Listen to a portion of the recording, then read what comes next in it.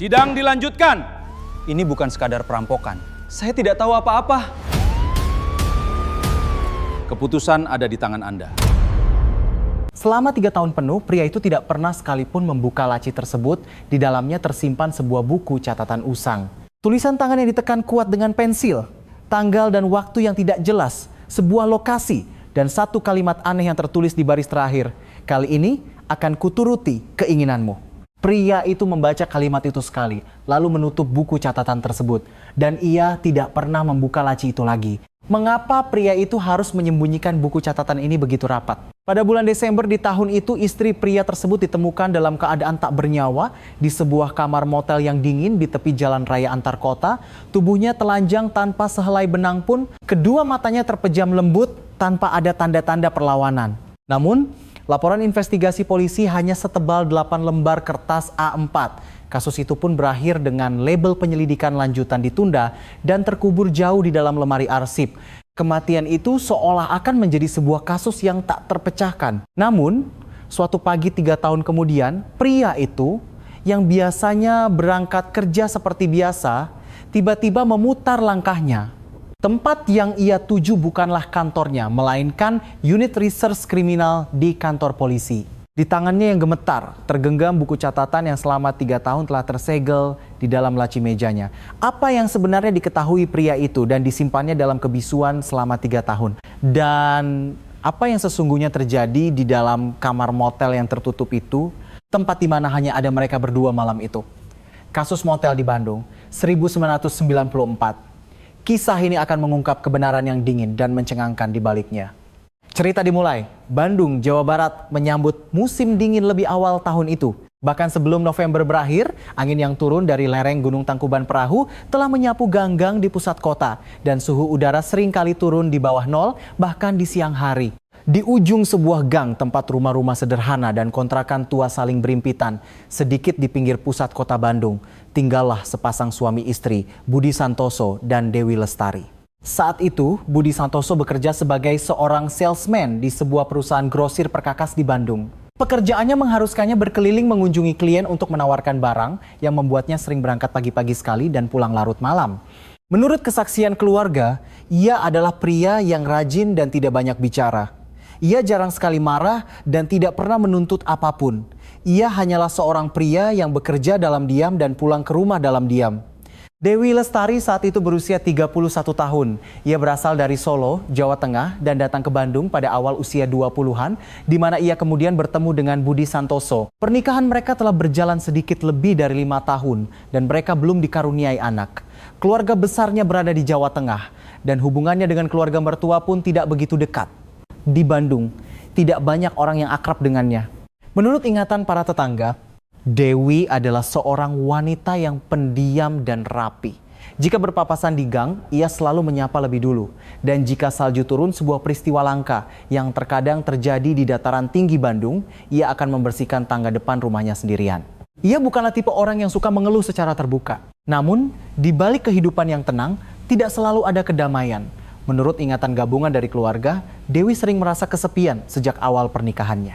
Suaminya sering bepergian untuk urusan pekerjaan dan ia sendiri bukanlah orang yang memiliki akar di Bandung. Jadi mungkin itu hal yang wajar. Dalam sebuah surat yang ia kirimkan kepada kakaknya ada sebuah kalimat, "Mbak, di sini aku tidak kenal siapa-siapa. Kalau sedang sendirian di rumah rasanya kota ini tidak mengenalku." Surat itu ditulis pada musim semi tahun 1991, tahun kedua pernikahan mereka. Setelah itu ia masih sesekali mengirim surat, namun kakaknya mengingat tidak ada lagi surat yang sejujur kalimat itu. Sejak tahun itu, Dewi mulai bekerja paruh waktu di sebuah toko bunga di pusat kota Bandung. Toko bunga itu adalah sebuah kios kecil yang terletak 1 blok di belakang jalan utama. Saat Dewi pertama kali bekerja di sana, toko itu sudah beroperasi selama 5 tahun dan dikelola seorang diri oleh pemiliknya.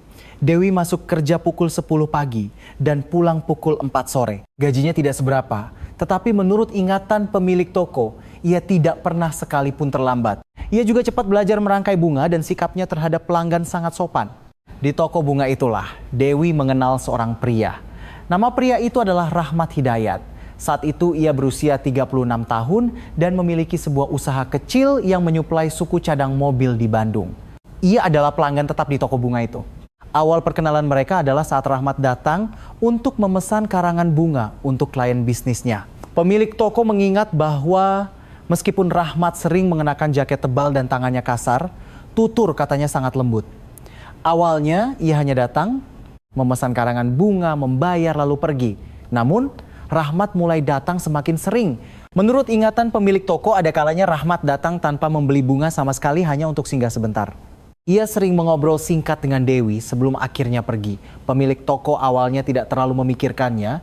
Di toko kecil sudah biasa jika pelanggan menjadi akrab dengan pegawai. Kisah-kisah tentang siapa Rahmat Hidayat di luar toko bunga hanya berupa potongan-potongan informasi dari orang-orang yang mengenalnya. Menurut ingatan seorang relasi bisnisnya, Rahmat adalah orang yang pandai bergaul dan pandai bicara. Ia memberi kesan bisa membuat orang yang baru pertama kali ditemuinya merasa nyaman. Namun, ada juga yang mengatakan bahwa meskipun ia tampak ramah, ia adalah orang yang tidak pernah benar-benar menunjukkan dirinya. Ada kesaksian bahwa bahkan orang yang sudah lama mengenalnya pun tidak pernah diizinkan masuk ke rumahnya. Seseorang yang hidup sendiri dan tidak pernah mengizinkan siapapun masuk ke rumahnya. Seseorang yang terasa dekat namun tidak pernah bisa didekati. Saat tahun 1994 tiba, Dewi telah bekerja di toko bunga itu selama 1,5 tahun. Pemilik toko mengingat bahwa sejak musim semi tahun itu, Dewi tampak sedikit berbeda. Sulit diungkapkan, tetapi wajahnya terkadang terlihat gembira, namun di saat lain tampak cemas. Ia masih bekerja dengan rajin. Namun, ada kalanya ia tertangkap basah sedang melamun menatap bunga sebelum akhirnya tersadar kembali. Rahmat juga mulai sesekali datang untuk menjemput Dewi. Ada hari-hari di mana Dewi meminta izin kepada pemilik toko untuk pulang sedikit lebih awal. Saat itulah pemilik toko pertama kali berpikir mungkin hubungan mereka bukan sekadar teman biasa. Apakah suaminya Budi Santoso menyadari perubahan pada istrinya saat itu? Tidak ada yang bisa menjawab pertanyaan ini sampai 3 tahun kemudian saat ia akhirnya membuka mulutnya di kantor polisi.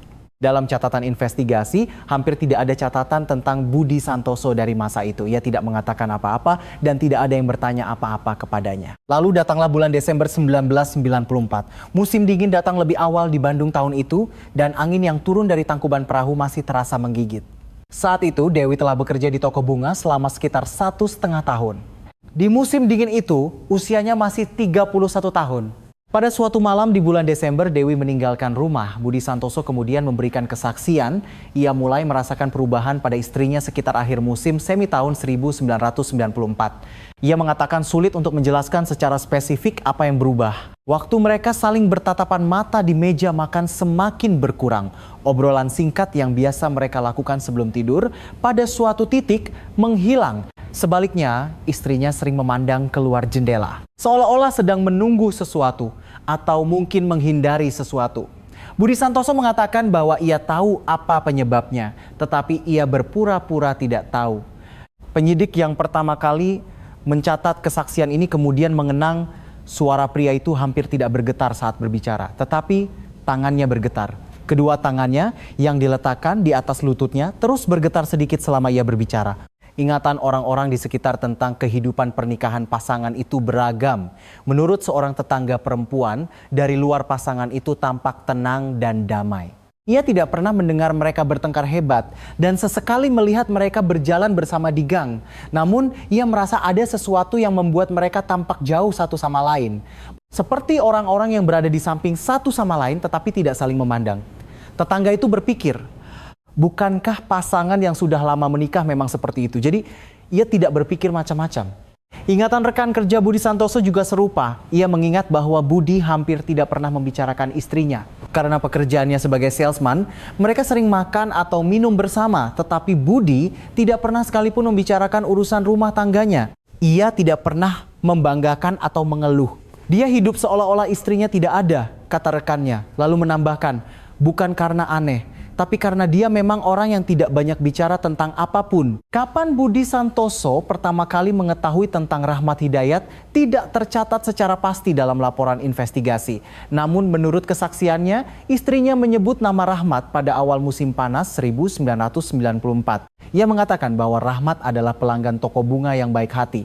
Ia juga bilang pernah sekali menumpang mobilnya. Saat itu Budi Santoso tidak mengatakan apa-apa. Ia hanya mendengarkan. Nama itu muncul lagi beberapa minggu kemudian. Kali ini bukan istrinya yang memulai. Saat Budi Santoso pulang kerja dan melewati pusat kota, ia melihat dua orang di dalam sebuah mobil, istrinya dan Rahmat Hidayat. Keduanya duduk berdampingan di dalam mobil yang terparkir di pinggir sebuah gang di pusat kota. Budi Santoso tidak menghentikan mobilnya. Ia terus melaju.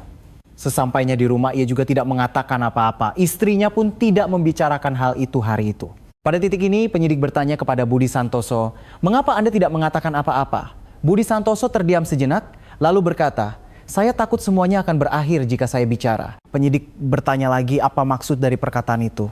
Budi Santoso tidak menjawab. Ingatan seseorang yang mengenal Rahmat Hidayat lebih dekat pada masa itu menunjukkan beberapa arah. Ada seorang relasi bisnis yang kantornya berada di gedung yang sama dengannya. Dalam pemeriksaan polisi, ia memberikan kesaksian tentang Rahmat Hidayat seperti ini.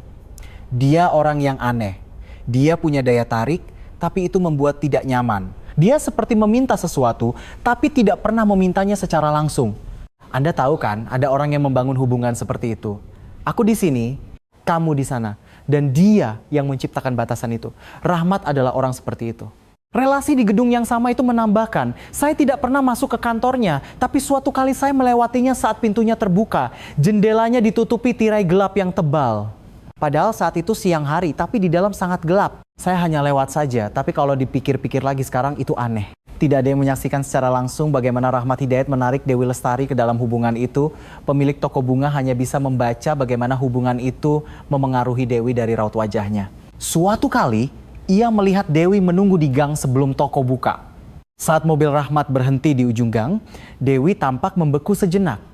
Pemilik toko tidak tahu apakah ekspresi itu adalah ekspresi kegembiraan atau ketakutan. Ketika ditanya seperti apa ekspresi itu, pemilik toko berkata, "Seperti wajah orang yang ingin melarikan diri, tetapi tidak bisa." Kata-kata itu tercatat persis seperti itu dalam laporan investigasi. Pada musim gugur 1994, Budi Santoso sedang sibuk dengan masalah terkait klien di tempat kerjanya. Perjalanan dinasnya berlangsung hampir sebulan dan ada hari-hari di mana ia tidak bisa pulang ke rumah. Tidak ada yang tahu persis bagaimana Dewi melewati masa itu. Ia tetap masuk kerja di toko bunga seperti biasa. Seorang tetangga mengingat pernah berpapasan dan menyapanya di gang pada pagi hari. Namun, tidak ada yang memiliki ingatan tentangnya setelah malam tiba. Budi Santoso kembali dari perjalanan dinasnya pada bulan November. Ketika ia tiba di rumah, istrinya telah menyiapkan makan malam dan menunggunya. Meja makan tampak seperti biasa. Keduanya duduk berhadapan dan makan. Tidak banyak percakapan di antara mereka. Budi Santoso mengatakan bahwa malam itu ia menatap wajah istrinya lama sekali. Istrinya tidak meletakkan sendok dan garpunya selama makan. Ia tidak menatap matanya. Malam itu Budi Santoso tidak menanyakan apa-apa kepada istrinya. Lalu bulan Desember tiba. Hari-hari di Bandung menjadi lebih pendek dan malam datang lebih cepat. Nama Rahmat Hidayat kembali disebut di dalam rumah pada suatu malam. Tidak lama setelah Desember dimulai, Dewi yang memulainya lebih dulu.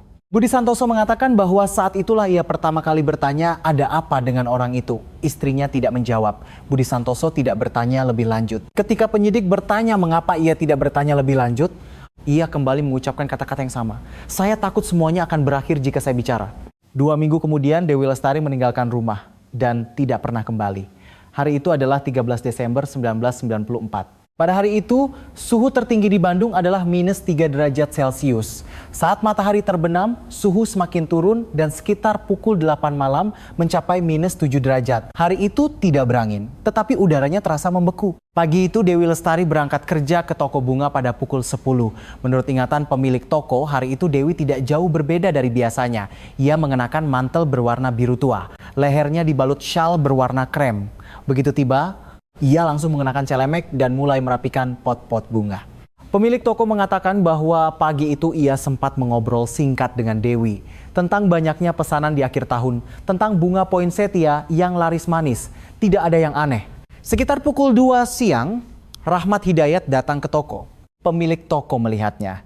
Hari itu ia tidak membeli karangan bunga. Ia hanya berbicara sebentar dengan Dewi di salah satu sudut toko, lalu pergi. Isi pembicaraan mereka tidak terdengar. Namun setelah Rahmat pergi, Dewi mendatangi pemilik toko. "Bolehkah saya pulang sedikit lebih awal hari ini?" tanyanya.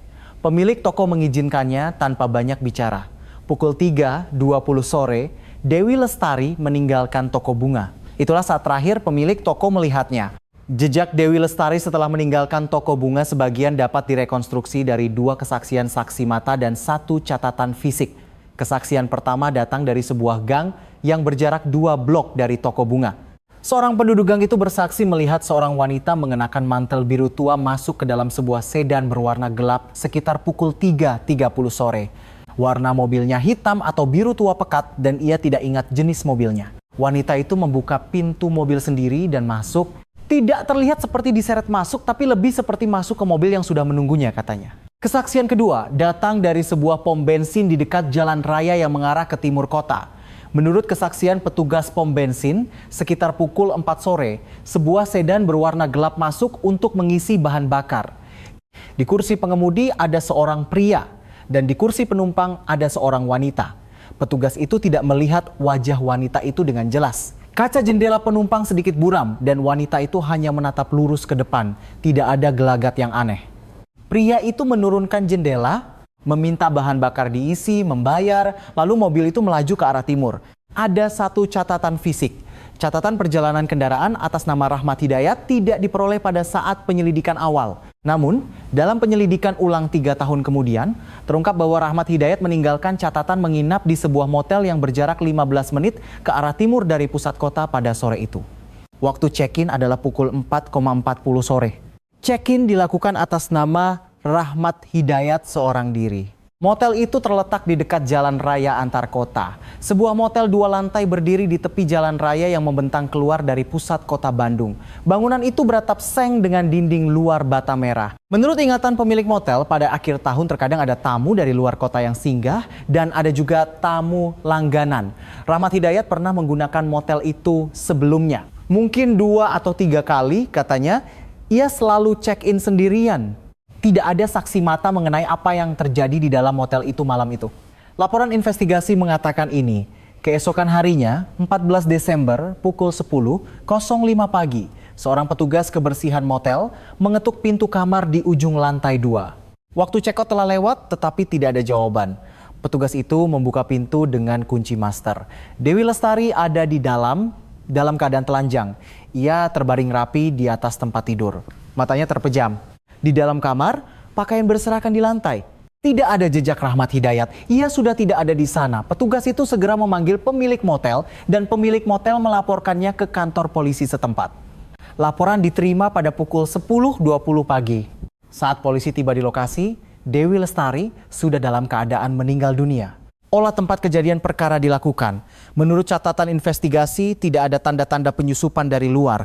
Pintu kamar tidak terkunci dari dalam. Jendela tertutup. Suhu di dalam ruangan rendah.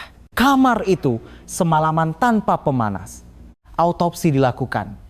Menurut hasil pemeriksaan, penyebab kematian Dewi Lestari adalah asfiksia atau mati lemas. Tekanan pada leher yang berarti ada kekuatan eksternal yang menekan lehernya sehingga saluran napasnya tersumbat. Di lehernya ditemukan bekas tekanan berbentuk jari, bekas yang terbentuk saat ditekan dengan tangan. Ada juga tanda-tanda perlawanan. Ditemukan beberapa jaringan kulit di bawah kukunya. Itu bukanlah kecelakaan. Namun penyelidikan saat itu tidak berjalan cepat ke arah itu. Nama Rahmat Hidayat muncul dalam catatan investigasi awal. Tentu saja karena dialah yang memesan kamar. Polisi memanggilnya dan mengambil keterangannya. Keterangannya adalah sebagai berikut. Memang benar ia masuk ke motel bersama Dewi Lestari hari itu. Namun, terjadi pertengkaran di antara mereka pada malam hari. Dan ia pergi lebih dulu pada dini hari. Saat ia pergi, Dewi Lestari masih hidup. Polisi mencatat keterangan itu. Dan penyelidikan berhenti di situ untuk waktu yang lama. Pada Desember 1994, jumlah personel di unit reserse kriminal di kantor polisi setempat hanya 4 orang. Akhir tahun itu sangat sibuk. Terjadi serangkaian kasus pencurian di wilayah hukum mereka dan ada juga 2 kasus limpahan dari daerah tetangga. Kasus Dewi Lestari pertama kali ditangani oleh Sersan Heru Prasetyo dari tim Reskrim. Saat itu ia berusia pertengahan 30-an dan sudah 4 tahun berkarir di tim Reskrim. Sersan Heru tidak pernah memberikan pernyataan langsung tentang kasus ini di kemudian hari. Namun, ingatan seorang rekan yang bekerja bersamanya saat itu tersisa di luar catatan investigasi. Rekan itu mengingat kasus itu sejak awal ditangani dengan aneh, seolah-olah dianggap kecil. Ada suasana di awal penyelidikan yang menganggap ini hanyalah masalah perselingkuhan karena seorang wanita ditemukan telanjang di motel. Suasana itu memperlambat laju penyelidikan. Berita acara pemeriksaan BAP pertama, Rahmat Hidayat, dibuat 2 hari setelah kejadian. BAP itu hanya setebal 2 lembar kertas A4. Di dalamnya Rahmat Hidayat menyatakan bahwa ia memiliki hubungan pertemanan dengan Dewi Lestari dan masuk ke motel setelah makan malam bersama hari itu. Ia mengatakan ada pertengkaran di antara mereka tetapi isinya bersifat pribadi sehingga sulit untuk diceritakan. Sekitar pukul 2 dini hari, ia meninggalkan kamar lebih dulu dan saat itu Dewi Lestari sedang berbaring di tempat tidur. Ia mengatakan Dewi masih hidup. Dalam BAP itu tidak ada rincian tentang pertengkaran tersebut, polisi tidak bertanya lebih lanjut. Tidak ada satupun pertanyaan dalam BAP itu tentang sifat pertengkaran, mengapa ia pergi sendirian pada dini hari dan kemana ia pergi setelah itu. Dalam laporan autopsi, penyebab kematian tercatat jelas sebagai asfiksia akibat tekanan pada leher. 3 hal bekas tekanan tangan, tanda-tanda perlawanan, dan temuan jaringan kulit di bawah kuku semuanya tercatat. Namun, dalam catatan investigasi saat itu, tidak ada analisis dari penyidik yang menghubungkan hasil autopsi ini dengan kesaksian Rahmat Hidayat. Hasil autopsi dicatat, kesaksian dicatat, dan tidak ada apa-apa di antara keduanya. Jaringan kulit yang ditemukan di bawah kuku Dewi Lestari seharusnya diambil sampelnya dari Rahmat Hidayat untuk perbandingan. Namun, tidak ada catatan pengambilan sampel. 3 tahun kemudian, penyidik yang melakukan penyelidikan ulang dan menemukan fakta ini mengatakan bahwa ia telah memeriksa catatan berkali-kali. Namun catatan pengambilan sampel DNA dari Rahmat Hidayat tidak ada dimanapun dalam penyelidikan awal. Teknologi tes DNA pada saat itu memang berbeda dari sekarang. Dan prosedurnya belum sistematis sekarang. Namun bukan hanya itu masalahnya, itu juga masalah kemauan untuk menyelidiki. Budi Santoso menerima telepon dari tempat kerjanya pada sore hari kejadian. Ia diberitahu bahwa istrinya ditemukan meninggal di sebuah motel. Budi Santoso segera menuju ke lokasi. Polisi memberitahunya tentang kondisi istrinya. Menurut seorang polisi yang berada di lokasi saat itu, ia tidak mengatakan apa-apa di tempat kejadian. Ia tidak menangis. Ia hanya berdiri di sana. Polisi menanyai Budi Santoso tentang hubungannya dengan istrinya dan perilaku istrinya belakangan ini. BAP Budi Santoso juga masih ada, hanya 1 lembar kertas A4. Hubungan pernikahan berjalan baik.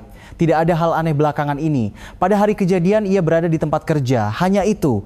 Nama Rahmat Hidayat tidak ada dalam BAP Budi Santoso. Polisi tidak bertanya. Poin inilah yang menjadi sorotan utama tim penyelidik ulang 3 tahun kemudian saat meninjau catatan awal. Inspektur Polisi Agung Wijaya, kepala tim penyelidik, mengatakan bahwa jarinya berhenti di bagian ini saat pertama kali membaca catatan. Penyelidikan awal tidak pernah sekalipun memastikan apakah sang suami mengetahui hubungan perselingkuhan istrinya. Bagaimana hubungan antara Rahmat Hidayat yang merupakan penyewa kamar dengan korban terbentuk dan apakah sang suami menyadari hubungan itu? Kedua hal ini tidak ada dimanapun dalam BAP. 11 hari setelah kejadian, penyelidikan secara efektif berhenti. Rahmat Hidayat setelah diperiksa sebagai saksi, dipulangkan. Tidak ada pemanggilan lebih lanjut untuknya. Kematian Dewi Lestari secara resmi diklasifikasikan sebagai kematian tidak wajar. Penyebab kematian dicatat sebagai asfiksia. Namun di kolom pendapat akhir pada laporan investigasi tertulis kalimat ini, kemungkinan pembunuhan tidak dapat dikesampingkan. Namun identifikasi tersangka sulit. Penyelidikan lanjutan ditunda. Di bawah kalimat itu tertera sebuah tanggal, 24 Desember 1994, sehari sebelum Natal. Pemakaman Dewi Lestari berlangsung dengan tenang. Keluarganya dari Solo datang, kakaknya datang. Kakak yang sama yang pernah menerima surat dari Dewi di awal pernikahannya. Kakaknya kemudian berkata, saat itu saya pikir polisi akan melakukan sesuatu yang lebih. Tapi tidak ada kabar. Sebulan, 2 bulan berlalu, tidak ada apa-apa. Ketika saya yang menelepon untuk menanyakan perkembangannya, polisi bilang masih dalam penyelidikan. Saat saya menelepon lagi, mereka bilang masih dalam penyelidikan. Lalu kontak terputus. Setelah pemakaman, Budi Santoso kembali sendirian ke rumah kontrakannya. Ia tinggal di rumah itu selama 3 tahun. Ia terus bekerja, berangkat dan pulang. Menurut ingatan para tetangga, ia menjadi lebih pendiam. Bahkan saat berpapasan di gang, ia jarang menatap mata mereka. Kadang-kadang mereka melihat lampu rumahnya menyala larut malam, itu saja. Tidak ada yang tahu apa yang ada di dalam kepalanya selama 3 tahun itu. Yang bisa diketahui hanyalah bahwa ia tahu sesuatu. Dan ia tidak mengatakannya selama 3 tahun. Catatan investigasi masuk ke dalam lemari arsip pada akhir tahun 1994. Dan tidak ada yang pernah membukanya lagi. Musim dingin di Bandung datang lagi tahun berikutnya dan tahun berikutnya lagi. Angin yang turun dari tangkuban perahu menyapu gang yang sama setiap tahunnya. Catatan di dalam lemari arsip itu tertidur lelap selama 3 tahun. Tahun 1995 tiba. 1 tahun telah berlalu sejak kematian Dewi Lestari. Jalan-jalan di Bandung tidak banyak berubah. Toko bunga itu masih di tempat yang sama.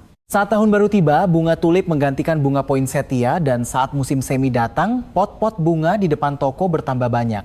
Pemilik toko bunga merekrut seorang pekerja paruh waktu baru. Orang lain kini berdiri di tempat Dewi biasa berdiri. Pemilik toko mengatakan bahwa sepanjang musim semi itu, setiap kali ia melihat tempat itu ia merasakan perasaan aneh, perasaan yang sulit dijelaskan.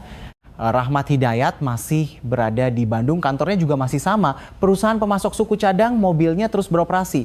Menurut ingatan para relasi bisnisnya, tidak ada perubahan berarti pada dirinya setelah kejadian itu. Beberapa orang tahu bahwa ia pernah diperiksa polisi, tetapi Rahmat Hidayat sendiri tidak pernah membicarakannya. Ia masih bertutur kata lembut dan masih bisa dengan cepat membuat orang yang baru ditemuinya merasa nyaman. Dan masih tidak ada yang bisa masuk ke rumahnya. Ada seseorang yang mengatakan pernah melihatnya mengendarai mobil ke arah jalan raya tempat motel itu berada. Itu terjadi beberapa bulan setelah kejadian. Seorang relasi bisnis di gedung yang sama kebetulan melihat mobil Rahmat dari arah itu. Hanya lewat saja katanya. Saat itu tidak berpikir aneh. Motel tempat Dewi Lestari meninggal terus beroperasi tahun itu. Tamu-tamu lain menginap di kamar ujung lantai 2. Pemilik motel tidak memperlakukan kamar itu secara khusus. Ia harus tetap berbisnis. Saat akhir tahun, tamu dari luar kota datang dan pada awal tahun, kamar itu kosong selama beberapa hari. Suara salju yang mencair dari atap seng dan menetes di koridor lantai 2 bergema. Tidak ada yang mendengar suara itu dengan aneh. Mobil-mobil yang lalu lalang di jalan raya melewati motel itu setiap hari. Budi Santoso tidak pernah menyatakan apakah ia pernah melewati motel tempat istrinya meninggal selama setahun itu atau tidak. Penyidik tidak bertanya. Namun jalan raya yang mengarah ke timur dari pusat kota Bandung hanya ada satu. Dan beberapa klien bisnisnya berada di arah itu. Kemungkinan besar ia pernah menggunakan jalan itu. Mungkin tidak setiap hari, tapi sesekali. Tidak ada yang tahu apa yang ia lakukan saat melewati motel itu. Tahun 1996 tiba. 2 tahun telah berlalu sejak kejadian. Kakak Dewi Lestari kembali menelepon polisi tahun itu. Ia menanyakan perkembangan penyelidikan. Petugas yang menanganinya sudah berganti. Petugas baru itu mengatakan akan memeriksa catatannya. Beberapa hari kemudian ia menelepon kembali. Ia mengatakan bahwa saat ini sulit untuk melanjutkan penyelidikan. Tidak ada petunjuk baru. Kakak Dewi mengatakan bahwa setelah menutup telepon itu, ia tidak bisa meletakkan gagang telepon untuk waktu yang lama. Tahun itu, kakak Dewi Lestari mengeluarkan sebuah foto adiknya yang diambil saat ia bekerja di toko bunga. Foto yang tidak diketahui siapa yang mengambilnya. Foto itu menunjukkan adiknya berdiri di depan toko bunga. Ia mengenakan mantel biru tua. Saat melihat foto itu, kakaknya baru menyadari. Mantel yang dikenakan adiknya pada hari kematiannya sama dengan mantel di foto itu. Mantel yang sama persis yang ia kenakan saat berangkat kerja ke toko bunga hari itu. Kakaknya menyimpan foto itu jauh di dalam laci. Ia bilang tidak sanggup melihatnya. Kehidupan Rahmat Hidayat tidak berubah selama 2 tahun itu. Bisnisnya berlanjut, ia bertemu orang, ia makan. Tidak terkonfirmasi apakah ia pernah mampir ke toko bunga untuk memesan karangan bunga untuk klien. Pemilik toko bunga mengatakan ia tidak ingat apakah Rahmat pernah datang ke tokonya setelah kejadian itu. Mungkin saya tidak ingin mengingatnya, katanya. Musim dingin itu makam tempat Dewi Lestari dimakamkan seringkali sepi. Ia dimakamkan di pemakaman keluarga di Solo. Kakaknya mengunjunginya setiap hari raya. Tidak ada catatan tanggal kapan Budi Santoso berkunjung. Menurut ingatan kakaknya, ia pernah mendengar bahwa Budi pernah berkunjung. Katanya dia datang sekali, sendirian katanya. Kapan tepatnya ia tidak tahu pasti. Tahun 1997 tiba. 3 tahun telah berlalu sejak kejadian. Musim dingin di Bandung datang lebih awal tahun itu. Angin dari lereng Tangkuban Perahu kembali menyapu ganggang kota. Budi Santoso masih tinggal di kontrakan yang sama hingga tahun itu. Ia bekerja di perusahaan yang sama. Para tetangga sesekali melihatnya di gang. Ia pendiam dan jarang menatap mata, namun tidak ada yang berpikir ia bertingkah aneh. Tidak ada yang tahu apa yang terjadi di dalam kepala Budi Santoso selama 3 tahun itu. Ada sesuatu yang ia ketahui. Pada saat penyelidikan awal, ia tidak menyebutkan nama Rahmat Hidayat kepada polisi. Ada sesuatu yang ia ketahui tentang hubungan Rahmat Hidayat dengan istrinya, tetapi ia tidak menuliskannya dalam BAP. Ada hal-hal yang tidak ditanyakan polisi, dan ada hal-hal yang tidak ia sampaikan sendiri. Tidak ada yang tahu bagaimana beban itu menekannya selama 3 tahun. Namun, saat musim dingin di tahun ketiga semakin dalam, suatu pagi Budi Santoso tidak berangkat kerja. Ia menuju ke tempat lain, kantor polisi setempat. Ia berdiri di depan loket pengaduan dan menunggu petugas keluar. Lalu, ia membuka mulutnya. Tolong selidiki kembali kasus istri saya, Dewi Lestari, katanya. Ada sesuatu yang belum saya katakan. Petugas loket kemudian mengingat, pria itu suaranya rendah dan tenang. Tapi matanya aneh. Seperti mata orang yang datang untuk meletakkan sesuatu yang telah ia bawa sendirian untuk waktu yang sangat-sangat lama. Tim reskrim dihubungi dan seorang penyidik datang. Budi Santoso duduk di sebuah kursi. Penyidik duduk di hadapannya. Budi Santoso mulai bercerita perlahan. Kalimat pertama yang ia keluarkan adalah ini. Saya tahu orang seperti apa Rahmat Hidayat itu. Kata-kata pertama yang diucapkan Budi Santoso saat duduk di kursi di kantor polisi itu singkat. Saya tahu orang seperti apa Rahmat Hidayat itu. Ketika penyidik bertanya bagaimana ia bisa tahu, Budi Santoso sejenak menatap tangannya di atas lutut. Lalu ia melanjutkan ceritanya perlahan. Kesaksiannya berlangsung lebih dari 2 jam. Penyidik mengatakan bahwa ia beberapa kali berhenti menulis saat menyusun BAP. Ia mendengarkan, tetapi tangannya tidak bisa mengikuti. Budi Santoso pertama kali mengetahui tentang Rahmat Hidayat pada akhir musim panas 1994. Bukan istrinya yang memberitahunya secara langsung, Budi Santoso mengetahuinya secara kebetulan. Saat istrinya mulai sering keluar rumah, ia menemukan secari kertas di saku mantel istrinya. Itu terjadi pada hari istrinya menyerahkan mantel untuk dicuci. Bukan karena ia sengaja menggeledah sakunya. Sudah menjadi kebiasaannya untuk memeriksa saku sebelum mencuci pakaian. Kertas itu ada di sana. Sebuah kertas yang terlipat, seukuran kertas catatan. Budi Santoso membuka lipatan kertas itu. Tulisan tangan seorang pria, isinya tidak panjang. Ketika penyidik menanyakan isinya, suara Budi Santoso untuk pertama kalinya bergetar. Ia berhenti sejenak, lalu berbicara lagi. Kertas itu berisi tanggal dan waktu tertentu, serta sebuah lokasi. Dan di baris terakhir, tertulis kalimat ini.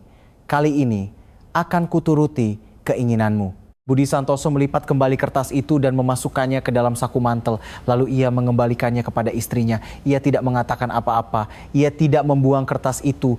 Diam-diam ia menyalin isi kertas itu. Ia menuliskannya kembali di halaman kosong di belakang buku catatannya. Ia menyalin tanggal, waktu, lokasi, dan kalimat terakhirnya. Ketika penyidik bertanya mengapa ia melakukannya, Budi Santoso berkata, saya tidak tahu mengapa. Rasanya saya harus menyimpannya. Buku catatan itu tersimpan di dalam laci Budi Santoso selama 3 tahun. Ia membawa buku catatan itu ke kantor polisi. Setelah selesai memberikan kesaksian sambil duduk di kursi, ia mengeluarkannya dari tas dan meletakkannya di depan penyidik. Penyidik menerima buku catatan itu, ia membuka halaman belakang, ada tulisan tangan yang ditekan dengan pensil, tanggalnya adalah musim gugur 1994. Itulah bukti fisik pertama dalam penyelidikan ulang. Kesaksian Budi Santoso tidak berhenti pada cerita tentang kertas catatan itu. Ia tahu lebih banyak tentang Rahmat Hidayat. Setelah menemukan kertas itu, ia mulai mencari tahu sendiri tentang Rahmat Hidayat. Ia tidak menemuinya secara langsung. Ia mengamatinya saat melewati gedung kantor Rahmat Hidayat. Jika nama Rahmat Hidayat disebut di antara relasi bisnis, ia akan mendengarkan dengan saksama. Begitulah ia mengumpulkan potongan-potongan informasi. Ada satu bagian dari kesaksian Budi Santoso yang membuat penyidik berhenti paling lama. Seorang relasi bisnis Rahmat Hidayat pernah secara kebetulan mengatakan sesuatu kepada Budi Santoso. Itu diucapkan di sebuah acara minum-minum. Budi Santoso bertanya apakah ia kenal dengan Rahmat Hidayat dan relasi itu menjawab ya. Lalu ia menambahkan, orang aneh, ada rumor tentang caranya yang aneh dalam memperlakukan wanita. Ketika Budi Santoso bertanya lebih lanjut cara aneh seperti apa, relasi itu mengalihkan pembicaraan. Hanya ada rumor seperti itu. Dia agak aneh dalam hal itu. Budi Santoso membawa pulang kata-kata itu. Dan ia teringat istrinya. Ekspresi yang digambarkan oleh pemilik toko bunga ekspresi seperti orang yang ingin melarikan diri. Tetapi tidak bisa Budi Santoso pernah melihatnya secara langsung. Hanya sekali pada musim gugur 1994. Malam ketika ia kembali dari perjalanan dinas. Wajah istrinya saat mereka duduk berhadapan di meja makan. Saat itu ia tidak tahu apa arti ekspresi itu. Ia mengatakan bahwa baru setelah 3 tahun ia tahu namanya. Namanya adalah ketakutan. Penyidik bertanya, lalu mengapa Anda tidak mengatakan semua ini pada saat kejadian? Budi Santoso terdiam lama. Lalu ia berkata, jika saya bicara, saya takut semua tentang istri saya akan terungkap. Bahwa ia berselingkuh. Sifat hubungan itu Istri saya sudah meninggal dan saya tidak ingin mengungkapnya seperti itu. Saya malu. Saya tidak tahu apakah itu demi istri saya atau demi saya sendiri, tapi saya malu. Penyidik saat mencatat BAP menambahkan satu baris lagi setelah kata-kata itu, pemberi keterangan tidak dapat melanjutkan pembicaraan untuk waktu yang lama pada bagian ini. Jika kita mengumpulkan kembali ingatan para tetangga dan rekan kerja tentang perilaku Budi Santoso selama 3 tahun itu, ada beberapa kesaksian yang sama. Seorang rekan kerja mengingat, sejak musim semi 1995, Budi mulai makan siang sendirian. Dia memang sudah pendiam sebelumnya, tapi sejak itu dia seolah-olah sengaja menghindari orang. Kalau ada yang menyapanya, dia hanya menjawab singkat lalu pergi. Dia juga tidak pernah ikut acara minum-minum. Pernah sekali aku bertanya apa dia sedang tidak enak badan, dia bilang tidak apa-apa. Hanya itu. Seorang tetangga perempuan mengingat, itu musim dingin 1996. Saya berpapasan dengan Pak Budi di tangga kontrakan larut malam. Dia sepertinya baru pulang, tapi wajahnya aneh. Matanya merah seperti habis menangis atau mungkin habis minum. Saya menyapanya, tapi dia hanya mengangguk lalu naik ke atas.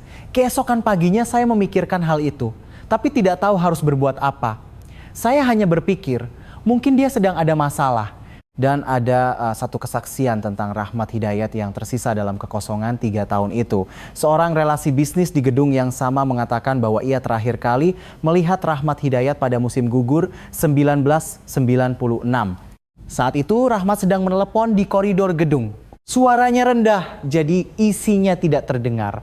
Namun, saat Rahmat selesai menelepon dan berbalik, mata mereka bertemu. Rahmat tersenyum, senyum yang lembut seperti biasanya. Senyum itu membuat saya tidak nyaman, katanya. Sulit untuk dijelaskan mengapa. Saya hanya tahu bahwa dia baik-baik saja. Dan itu yang membuat saya tidak nyaman.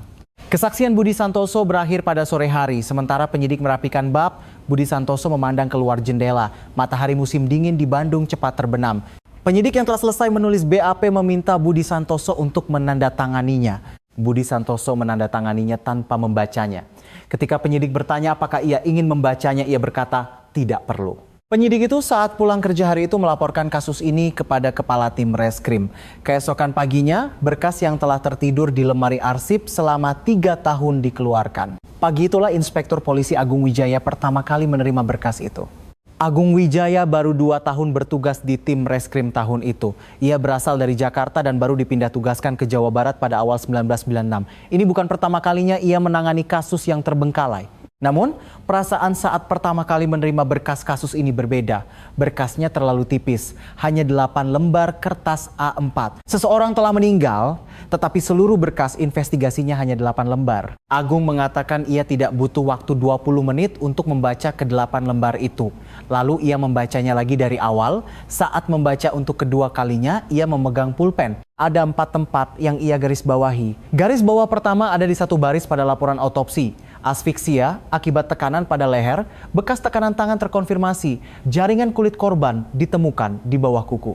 Di samping baris itu, Agung menulis sebuah tanda tanya untuk memastikan apakah ada tes perbandingan yang dilakukan. Ia sudah tahu jawabannya, tidak ada dimanapun dalam berkas. Garis bawah kedua ada di BAP Rahmat Hidayat, meninggalkan kamar sekitar pukul 2 dini hari, saat itu korban masih hidup.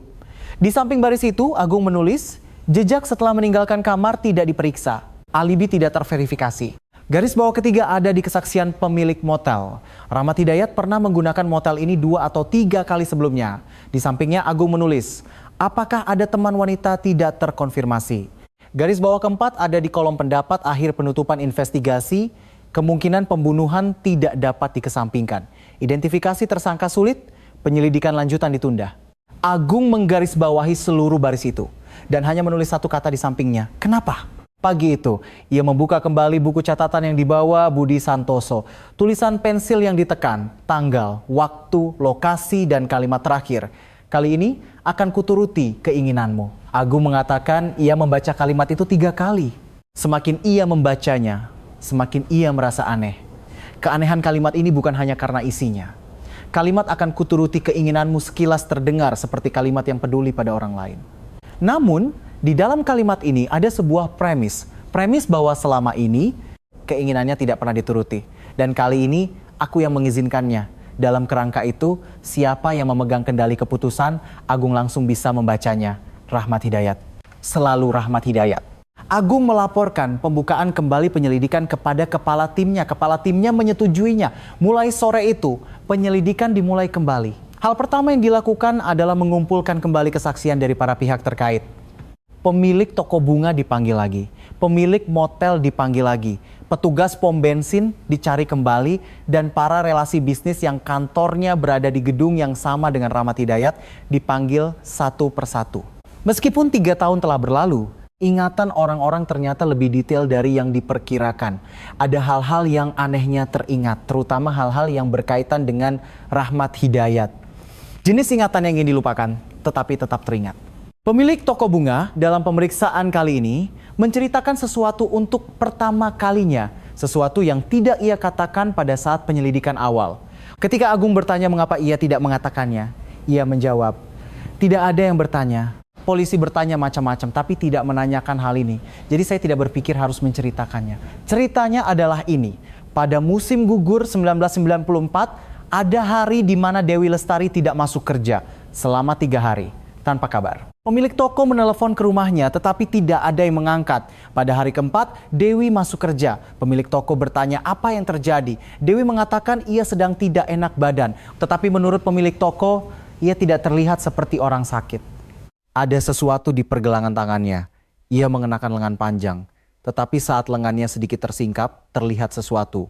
Memar. Memar di pergelangan tangan bagian dalam yang terlihat seperti bekas jari. Pemilik toko mengatakan ia tidak bisa bertanya saat itu.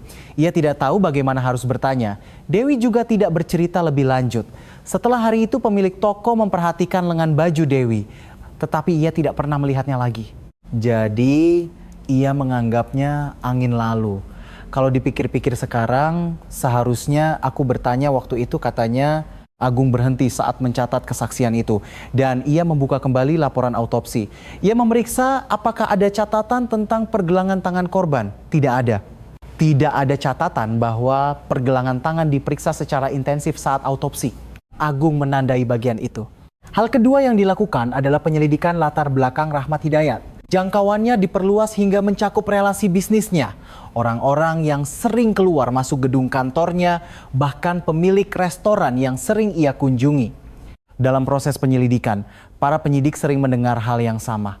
Bahwa caranya memperlakukan wanita itu aneh. Tidak ada yang tahu detailnya. Tetapi desas-desus itu berulang dari berbagai sumber. Sebuah rumor. Rumor lama.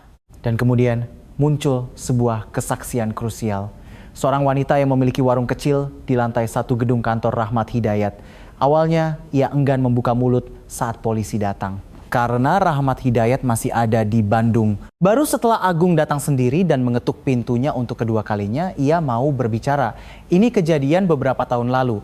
Pernah terdengar suara dari lantai 2. Suara wanita, sulit dibedakan apakah itu tangisan atau apa, tapi aneh, bukan cuma sekali. Mungkin 2 atau 3 kali. Setiap kali arahnya dari kantor Pak Rahmat. Saya tidak bilang siapa-siapa. Rasanya percuma dan mungkin saya salah dengar. Pada malam menerima kesaksian itu, Agung menulis satu kalimat di jurnal penyelidikannya. Ada kemungkinan korban malam itu bukanlah yang pertama kali mengalami situasi tersebut. Hal ketiga yang dilakukan adalah memanggil Rahmat Hidayat. Pemanggilan setelah 3 tahun. Rahmat Hidayat memenuhi panggilan itu.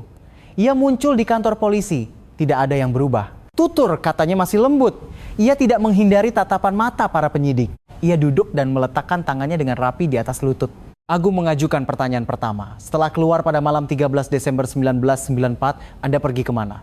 Rahmat Hidayat berpura-pura berpikir sejenak, lalu berkata, "Saya pulang ke rumah dengan mobil." Agung bertanya, "Di mana rumah Anda?"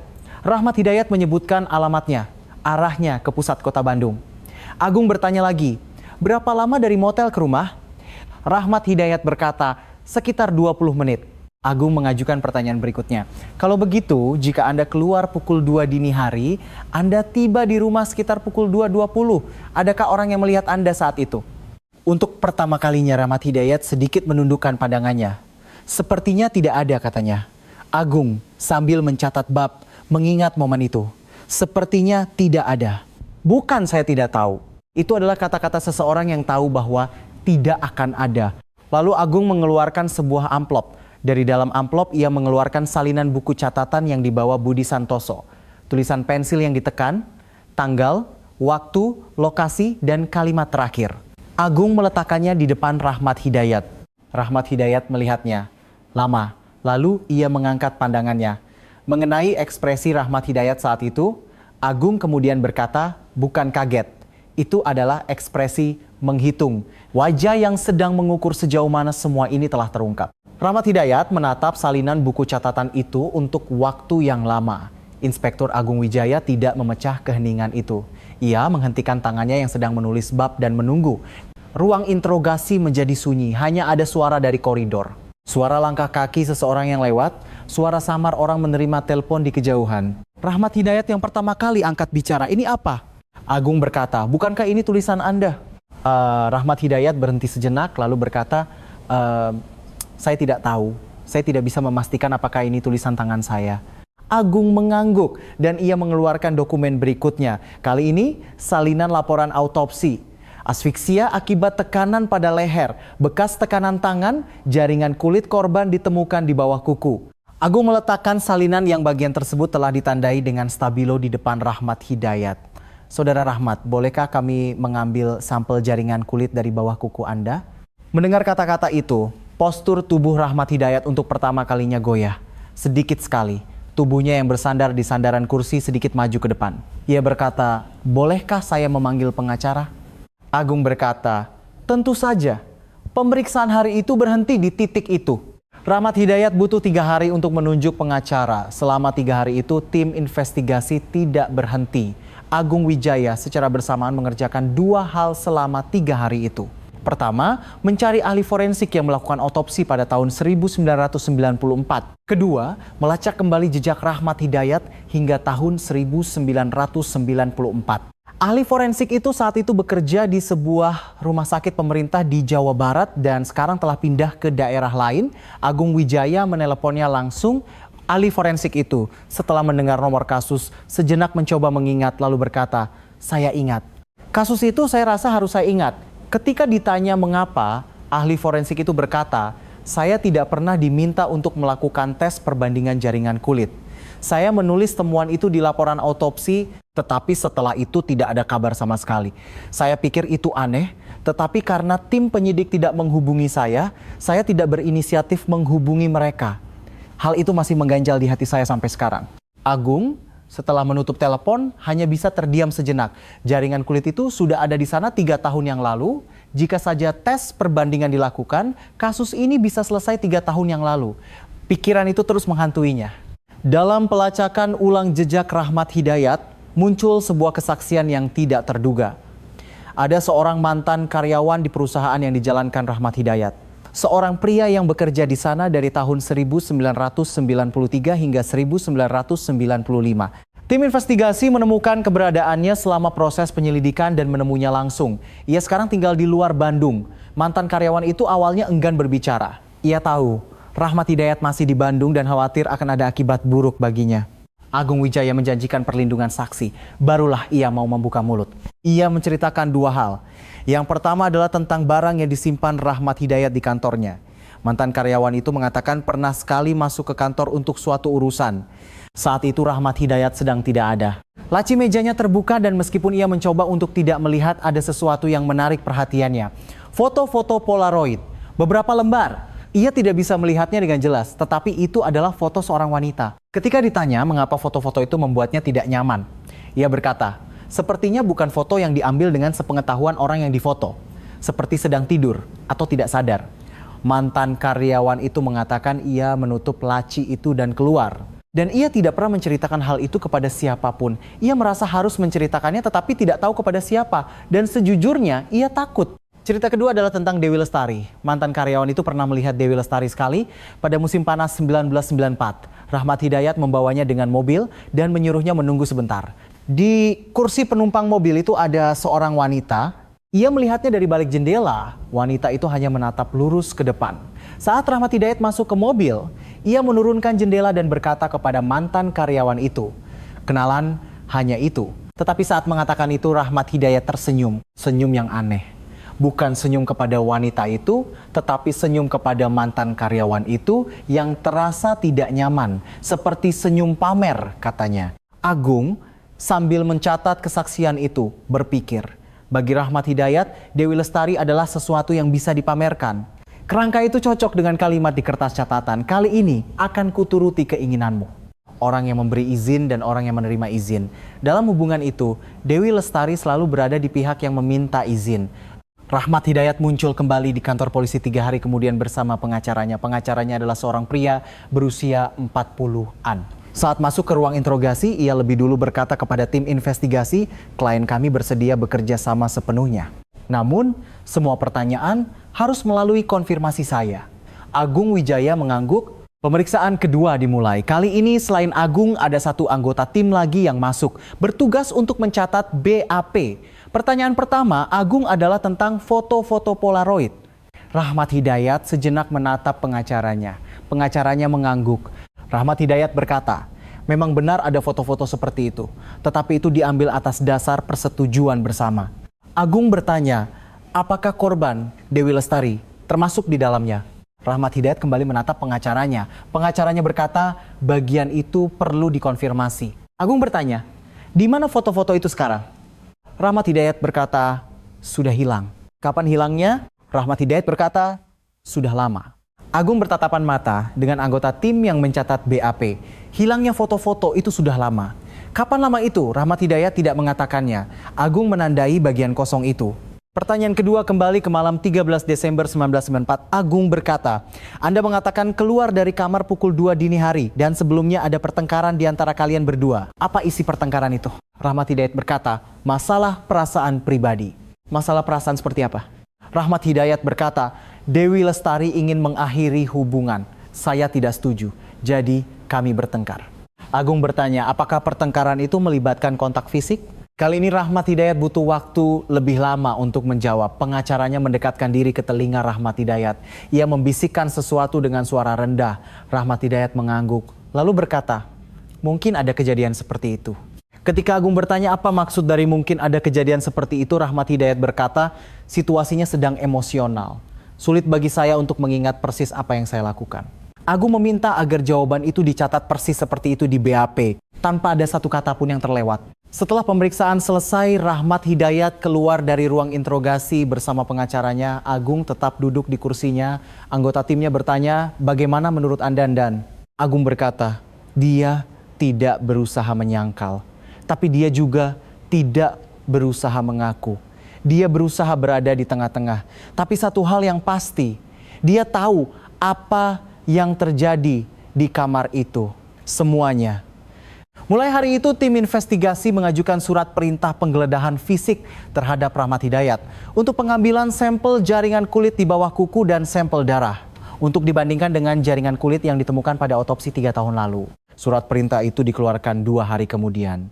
Rahmat Hidayat kembali dipanggil ke kantor polisi 3 hari setelah surat perintah dikeluarkan, pengambilan sampel dilakukan, dan waktu penantian pun dimulai. Butuh waktu 2 minggu hingga hasil tes keluar. Agung Wijaya mengatakan bahwa selama 2 minggu itu meskipun ia menangani kasus lain, ia selalu meletakkan berkas kasus ini di sudut mejanya. Ada hari-hari di mana ia membawanya pulang, ia membacanya lagi di rumah. Ia mengatakan setiap kali membaca selalu ada hal baru yang terlihat. Dan itu membuatnya takut. Bukan karena mengapa ia tidak melihatnya saat pertama kali membaca, tetapi fakta bahwa seseorang 3 tahun lalu telah membaca ini dan tidak melakukan apa-apa. Pada hari Kamis minggu kedua, pagi hari hasil tes dikirim melalui faks. Agung menerima lembaran faks itu dan membacanya sambil berdiri di koridor. Kemudian ia mengenang momen itu, tangan saya bergetar, tapi itu bukan karena gembira. Rasanya seperti mengonfirmasi sesuatu yang tidak bisa diubah. Hasil tesnya jelas. Informasi genetik yang diekstraksi dari jaringan kulit yang ditemukan di bawah kuku korban Dewi Lestari cocok dengan sampel darah Rahmat Hidayat. Probabilitas kecocokannya adalah 1 banding beberapa ratus juta. Angka yang secara praktis dapat dianggap sebagai orang yang sama. Dewi Lestari telah melawan sebelum meninggal dan perlawanan itu menyentuh kulit Rahmat Hidayat. Jejak itu tertidur di dalam laporan autopsi selama 3 tahun. Agung melapor kepada kepala timnya. Kepala timnya setelah menerima laporan terdiam sejenak. Lalu berkata, ajukan surat perintah. Surat perintah penangkapan terhadap Rahmat Hidayat diajukan. Surat perintah itu dikeluarkan pada hari yang sama. Rahmat Hidayat ditangkap pada bulan Desember 1997, tepat 3 tahun setelah kematian Dewi Lestari pada musim dingin yang sama. Penangkapan dilakukan di kantornya. Agung Wijaya berada langsung di lokasi. Ia mengatakan ekspresi Rahmat Hidayat tidak banyak berubah, bahkan saat ditangkap. Saat tangannya diborgol, ia menatap Agung dan berkata, "Bolehkah saya menghubungi pengacara?" Agung berkata, "Silakan." Rahmat Hidayat mengangguk dan dibawa pergi. Ada seseorang yang melihat punggung Rahmat Hidayat yang digiring pergi dari dalam gedung.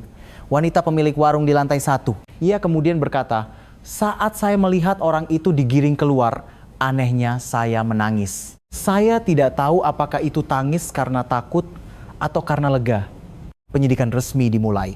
Selama 2 hari pertama, Rahmat Hidayat menyangkal semua tuduhan. Mengenai hasil kecocokan DNA, ia melalui pengacaranya mengajukan kemungkinan adanya kesalahan tes. Ia mengakui ada kontak fisik dengan Dewi Lestari, tetapi itu adalah kejadian tidak disengaja selama pertengkaran dan tidak ada niat membunuh. Namun, pada sore hari ketiga, Rahmat Hidayat meminta untuk berbicara dengan pengacaranya. 1 jam setelah pertemuan itu berakhir, pengacaranya berkata kepada tim investigasi, "Klien saya ingin mengubah keterangannya." Agung masuk ke ruang interogasi. Rahmat Hidayat sudah berbeda, posturnya lebih rendah. Tangannya yang diletakkan di atas lutut tampak tenang. Saat Agung duduk, Rahmat Hidayat yang pertama kali berbicara. "Saya akan menceritakan kisah malam itu." Agung memberi isyarat mata kepada anggota timnya apakah bab sudah siap. Anggota timnya mengangguk. Rahmat Hidayat mulai berbicara. Ia mengatakan menjemput Dewi Lestari di depan toko bunga sekitar pukul 3 sore pada 13 Desember 1994. Ia mengatakan Dewi naik mobil atas permintaannya sendiri. Mereka berdua pergi ke motel di pinggir jalan raya. Mereka tidak makan malam. Mereka masuk ke motel pada pukul 4.40 sore.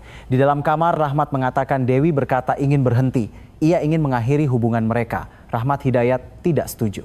Pertengkaran mulut dimulai di antara mereka. Pertengkaran itu berlangsung lama. Dewi berdiri dari tempat duduknya. Ia berkata akan pergi. Rahmat Hidayat menghalanginya. Dewi mencoba pergi lagi. Rahmat Hidayat kembali menghalanginya.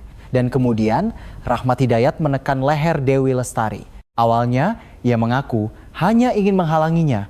Tetapi Dewi melawan dan perlawanan itu memancing emosinya. Tangannya semakin kuat menekan. Dewi mencakar tangannya dengan kuku. Rahmat Hidayat tidak melepaskan tangannya. Dewi berhenti bergerak. Saat menggambarkan momen itu, Rahmat Hidayat untuk pertama kalinya berhenti berbicara. Untuk waktu yang lama, Agung menunggu Rahmat Hidayat berbicara lagi. "Saya tidak tahu harus berbuat apa. Jadi saya hanya diam. Saya tidak tahu berapa lama." Lalu fajar tiba. Rahmat Hidayat menelanjangi Dewi Lestari. Ketika Agung bertanya mengapa, Rahmat Hidayat tidak menjawab. Pengacaranya yang menjawab, "Bagian itu sulit dijelaskan oleh klien kami." Pada titik itu, Agung menghentikan tangannya yang sedang mencatat BAP. Sulit dijelaskan. Bukan karena tidak tahu, ada alasan mengapa ia tidak bisa mengatakannya. Bekas memar yang dilihat pemilik toko bunga, foto-foto Polaroid yang dilihat mantan karyawan, suara wanita yang terdengar dari gedung. Semua potongan itu membentuk satu gambaran di titik ini. Agung bisa membaca gambaran itu. Namun di BAP ia hanya menulis apa yang dikatakan Rahmat Hidayat. Rahmat Hidayat meninggalkan kamar pada dini hari. Ia pulang ke rumah dengan mobil. Ia masuk ke rumah dan mandi. Lalu ia tidur. Agung bertanya, "Tidak terpikir untuk melapor?" Rahmat Hidayat berkata, "Tidak." "Kenapa?" Rahmat Hidayat sejenak menatap langit-langit. Lalu berkata, "Saya tidak ingin tahu apa yang akan terjadi." Kalimat itu tertulis di baris terakhir BAP. Agung saat keluar dari ruang interogasi menatap keluar jendela koridor. Langit musim dingin Bandung, abu-abu, awan turun dari arah Tangkuban Perahu. Ia berdiri sejenak di sana. Ia tahu ia harus menghubungi kakak Dewi Lestari. Ia juga harus memberitahu Budi Santoso, orang-orang yang telah menunggu selama 3 tahun. Agung tahu bahwa panggilan itu adalah tugas tersulit yang harus ia lakukan dalam kasus ini. Terungkapnya kebenaran tidak selalu menjadi penghiburan, tetapi lebih baik tahu daripada tidak tahu. Agung berjalan di koridor kembali ke mejanya. Ia mengangkat gagang telepon dan ia menekan nomor telepon kakak Dewi Lestari. Kakak Dewi Lestari, sebut saja namanya Sari, sore itu sedang berada di kantornya. Ia menerima telepon sekitar pukul 2 lebih sedikit. Inspektur Agung Wijaya memperkenalkan diri dan mengatakan bahwa ia adalah penyidik yang menangani kasus Dewi Lestari. Sari kemudian mengenang momen itu. Jantung saya serasa berhenti. Saya menunggu telepon ini selama 3 tahun, tapi begitu menerimanya, saya tidak ingin mendengarnya. Saya ingin langsung menutupnya, tapi ia tidak melakukannya. Agung berkata, ada kemajuan penting terkait kasus ini. Saya ingin bertemu langsung untuk memberitahukannya. Sari setelah mendengar itu terdiam lama, lalu bertanya, sudah tertangkap? Agung berkata, ya. Sari mengatakan ia pergi ke toilet setelah menutup telepon. Ia tidak keluar untuk waktu yang lama. Ketika seorang rekan kerja mengetuk pintu dan bertanya apakah ia baik-baik saja, ia menjawab ya, tetapi ia tidak baik-baik saja. Perasaan yang tidak bisa ia ungkapkan dengan kata-kata. Bukan senang, bukan sedih, hanya seperti ada sesuatu yang meledak di dalam dadanya. Budi Santoso dihubungi keesokan harinya. Agung datang langsung. Selama mendengar itu, Agung mengingat, Budi Santoso tidak menunjukkan ekspresi apapun dan ia hanya menanyakan satu hal. Apakah istri saya sangat menderita? Agung sejenak ragu, lalu berkata, dia melawan sampai akhir. Budi Santoso mengangguk dan berkata, baik, saya mengerti. Ia tidak bertanya lebih lanjut. Agung saat melihat pemandangan itu kembali memikirkan apa yang telah dipikul pria ini sendirian selama 3 tahun. Sesuatu yang ia ketahui tetapi tidak bisa ia katakan. Hati yang tahu harus bicara tetapi tidak ingin mempermalukan istrinya. Beban seperti apa itu? Agung tidak bisa mengetahuinya sepenuhnya, tetapi ia merasa sedikit mengerti. Pelimpahan berkas Rahmat Hidayat ke kejaksaan dilakukan. Tuduhannya adalah pembunuhan. Pihak pengacara berargumen bahwa itu adalah tindakan spontan. Tidak ada perencanaan dan terjadi dalam situasi emosional yang memuncak. Namun, jaksa penuntut menyoroti arah yang berbeda. Bekas memar di pergelangan tangan yang dilihat pemilik toko bunga, foto-foto Polaroid yang disaksikan mantan karyawan, suara-suara yang berulang kali terdengar dari gedung. Semua ini tidak menunjuk pada dorongan spontan. Ini adalah kisah lengkap tentang sebuah hubungan di mana korban dikendalikan dan didominasi dengan cara tertentu dalam jangka waktu yang lama. Persidangan dimulai pada musim semi tahun berikutnya. Selama persidangan, Rahmat Hidayat terus menyangkal niat membunuh. Ia mempertahankan argumen bahwa itu terjadi selama pertengkaran spontan. Pengacara berulang kali menekankan bahwa korban berpartisipasi dalam hubungan itu atas kemauannya sendiri. Majelis hakim tidak menerima argumen itu. Putusan pengadilan tingkat pertama adalah 15 tahun penjara. Pada hari putusan dibacakan, Sari ada di ruang sidang. Budi Santoso juga ada. Keduanya duduk di bangku penonton yang sama tetapi tidak saling berbicara. Selama putusan dibacakan, Sari mengatakan ia tidak memejamkan mata. Ia menatap lurus ke arah Rahmat Hidayat. Rahmat Hidayat menundukkan pandangannya selama putusan dibacakan. Ia tidak pernah mengangkat kepalanya sampai akhir. Setelah putusan selesai, pintu ruang sidang terbuka. Sari keluar ke koridor dan berdiri di dekat jendela. Di luar musim semi, sinar matahari musim semi Bandung masuk melalui jendela. Sari kemudian menceritakan momen itu. Saya tidak senang, saya juga tidak sedih. Saya hanya teringat adik saya. Hari itu saat dia keluar dari toko bunga mengenakan mantel biru tua. Itu adalah saat terakhirnya dan saya tidak pernah sekalipun bertanya padanya, apakah kamu takut? Kalimat itu menjadi kalimat yang paling membekas dari kasus ini. Rahmat Hidayat mengajukan banding. Pengadilan tingkat banding mempertahankan putusan pengadilan tingkat pertama. Vonis 15 tahun penjara dikukuhkan. Foto-foto Polaroid itu tidak pernah ditemukan. Kapan Rahmat Hidayat menghilangkannya? Bagaimana ia menghilangkannya? Tidak terungkap. Selama proses persidangan, pengacara menyangkal keberadaan foto-foto itu. Namun, kesaksian mantan karyawan tetap tercatat dalam berkas. Catatan itu dimasukkan sebagai bukti tidak langsung dalam putusan. Makam Dewi Lestari masih berada di pemakaman keluarga di Solo. Sari mengatakan ia masih mengunjunginya setiap hari raya. Beberapa tahun terakhir ia tidak pergi sendirian. Saat ibunya masih hidup, mereka pergi bersama.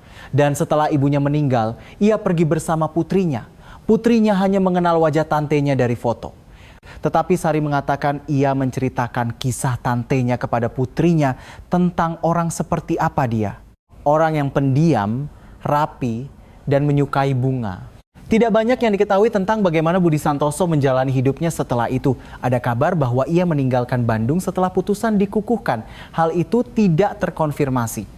Rumah kontrakan itu kemudian ditempati orang lain dan gang itu hilang beberapa tahun kemudian karena pembangunan kembali. Gang yang dulu disapu angin dari Tangkuban Perahu itu telah tiada. Toko bunga itu juga telah tiada. Pemilik toko bunga menutup tokonya 2 tahun setelah putusan karena kesehatannya memburuk. Ia mengatakan saat merapikan tokonya ada satu hal yang tidak bisa ia buang. Celemek yang biasa dipakai Dewi Lestari. Ia telah mencucinya dan melipatnya. Ketika ditanya di mana sekarang, ia bilang masih menyimpannya. Saya tidak tega membuangnya, katanya. Ada hal-hal yang tidak pernah terungkap dalam kasus ini. Bagaimana Dewi Lestari pertama kali memulai hubungan itu dan mengapa ia ingin mengakhirinya. Apakah bekas memar di pergelangan tangannya yang dilihat pemilik toko bunga adalah yang pertama kali? Apa yang ada di dalam foto-foto Polaroid itu? Mengapa Rahmat Hidayat menelanjangi Dewi Lestari hari itu? Rahmat Hidayat tidak pernah menjawab pertanyaan-pertanyaan ini sampai akhir persidangan. Kebenaran tidak sepenuhnya terungkap, tetapi bahwa Dewi Lestari melawan malam itu terungkap. Ia mencakar dengan kukunya. Jejak itu menunggu selama 3 tahun sebelum akhirnya muncul ke dunia. Hal itu sangat jelas. Berkas investigasi dibuka kembali pada musim dingin 1997 dan kali ini ditutup dengan cara yang berbeda. Berkas yang dimulai dengan 8 lembar kertas A4 menjadi ratusan lembar termasuk putusan pengadilan. Di sampul depan berkas itu masih tertera nama yang sama, Dewi Lestari. Lahir tahun 1963, meninggal Desember 1994, usia 31 tahun. Dewi Lestari telah berjuang sampai akhir. Perjuangannya membawa kebenaran keluar setelah 3 tahun. Namun, 3 tahun adalah waktu yang terlalu lama. Jika saja investigasi awal berbeda, jika saja seseorang mengajukan satu pertanyaan lagi, pikiran itu tidak pernah hilang selama menelusuri kembali catatan ini.